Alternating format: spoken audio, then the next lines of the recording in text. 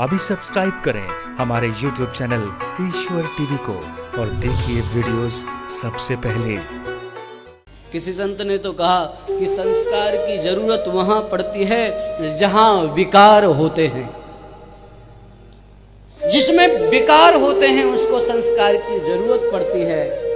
पसीना आता है तो साबुन लगानी पड़ेगी, बाल बढ़ते हैं तो कटिंग करनी पड़ेगी, कपड़े गंदे होते हैं तो साफ करने पड़ेंगे। विकार है इसलिए संस्कार की जरूरत है। पर धन्य है सुखदेव महापुरुष जिसके जीवन में कोई विकार नहीं, फिर उसको संस्कार की कोई जरूरत नहीं। विकार रहित महापुरुष है। और जिन सुखदेव मुनि के द्वारा एक अध्यात्म दीप जलाया गया, संसारिणाम करुणया है। संसारियों पर करुणा करके सुखदेव मुनि ने यह अध्यात्म का दिव्य दीप जलाया है। इससे जो संसार के भवकूप में पड़े हुए हैं, अंधियारे में पड़े हुए हैं, ऐसे लोगों को रोशनी मिलेगी। सूत जी महाराज कहते हैं, ऐसे व्यासात्मज व्यास नंदन जी महाराज को मैं प्रणाम करता हूँ, नर नारायण को प्रणाम करता हूँ, भगवती देवी को प्रणाम करता हूँ। नारायणं नमस्कृत्य नरं चैव नरोत्तमं देवीं सरस्वतीं व्यासं ततो जयमुदीरये। सबको प्रणाम किया और प्रणाम करके बोले, महाराज आपको क्या बताऊं, व्यक्ति के लिए सबसे अच्छा साधन क्या है।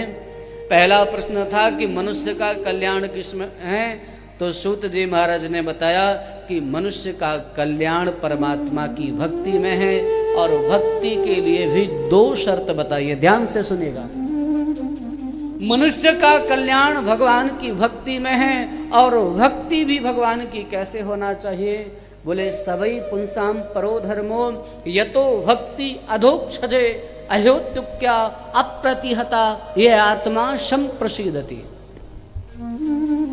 भक्ति की पहली शर्त है भैया अहेतु की, हेतु रहित, बिना किसी इच्छा के। भक्ति तो हम करते हैं, पर भक्ति अहेतु की है कि नहीं, उसमें कोई ना कोई हेतु लेकर के हम करते हैं भगवान की भक्ति।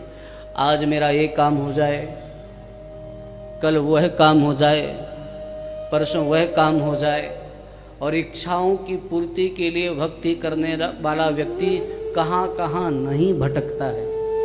प्रेम से बोलिए श्री राधे। वो तो उसी को सबसे बड़ा देवता समझता है जो उसकी इच्छा पूरी कर दे। और संयोग से अगर वो इच्छा की पूर्ति किसी व्यक्ति के द्वारा हो गई तो उस व्यक्ति को भी भगवान मानने लग जाता है। इच्छा पूर्ति के लिए भगवान की भक्ति नहीं करना, इच्छाओं की पूर्ति के लिए भगवान की आराधना नहीं करना, पर भगवान की आराधना करना तो संकल्प ये रखना कि जीवन रहते रहते इच्छाएं पूर्ण हो जाएं। परमात्मा इच्छा पूर्ण हो, ऐसी। मैं देख रहा हूं कि इससे समझ में आ रहा, आप ध्यान से सुन रहे हैं कि नहीं। इच्छा पूर्ति के लिए भगवान से प्रार्थना नहीं करना, अगर ईश्वर से प्रार्थना करना तो इच्छा निवृत्ति की करना।